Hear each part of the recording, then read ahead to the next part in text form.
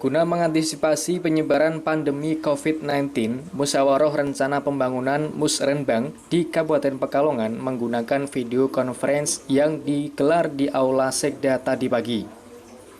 Bupati Pekalongan Asip Kolbihi mengatakan, walaupun ada kendala virus corona ini, pihaknya tetap menggelar Musrenbang untuk pembangunan daerah. Akan tetapi, tetap mengacu pada Rencana Pembangunan Jangka Menengah Daerah RPJMD tentang pertumbuhan makroekonomi sebagai indikator penurunan angka kemiskinan dan peningkatan indeks pembangunan manusia. Beliau menyampaikan semuanya sudah diukur, mudah-mudahan apa yang telah disusun bisa tercapai. Sementara itu, Kepala Bapeda Kabupaten Pekalongan, Yulian Akbar mengatakan, pelaksanaan Musrenbang ini mengacu pada surat Mendagri pada tanggal 21 Maret 2020 lalu yang mewajibkan dilaksanakan. Karena ini sebuah siklus perencanaan dan penganggaran yang perlu dipatuhi sesuai aturan. Dalam kesempatan tersebut, beliau menyampaikan, namun musrenbangnya dilakukan sesuai protokol kesehatan, sesuai social distancing, kami patuhi. Tentang musrenbang kali ini yang mantap apa yang seperti apa? Ya, musrenbang ini tetap kita lakukan. Kita mengacu pada surat dari Mendagri tanggal 21 Maret yang tetap mengharuskan ada pelaksanaan musrenbang karena ini sebuah siklus perencanaan dan penganggaran. Ya. Jadi kita patuhi aturan, namun kami melaksanakan musrenbang ini tentu saja sesuai dengan protokol kesehatan yang ada, sesuai dengan social and physical distance. Ini sudah kami penuhi ya, terkait dengan pelaksanaan musrenbang ini, dan alhamdulillah hari ini selesai. Kita harapkan berproses, kita tetap patuhi pada aturan regulasi. Tanggal 30 Juni adalah batas terakhir untuk penetapan peraturan kepala daerah mengenai rencana kerja pemerintah daerah tahun 2021. Jadi diskusinya cukup menarik ya, karena ini dinamikanya luar biasa terkait dengan perubahan ya, terkait dengan pandemi ini. Kita antisipasi juga berbagai indikator juga harus kita sesuaikan, antara lain di pertumbuhan ekonomi, kemiskinan, dan indeks pembangunan manusia.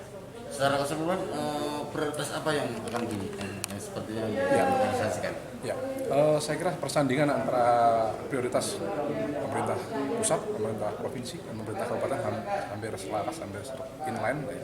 Yang pertama tentu saja terkait dengan percepatan jumlah penduduk miskin dan pengangguran. Saya kira ini juga inline lah dengan kondisi sekarang. Ini fokus pada upaya tadi untuk targetnya adalah di angka 8%. Angka kemiskinan ini saya kira menjadi kerja keras kita, apalagi tadi dengan kondisi ini kan banyak muncul rentan miskin, ini yang harus kami antisipasi, masuk dalam konteks membangun jaring pengaman sosial maupun ekonomi.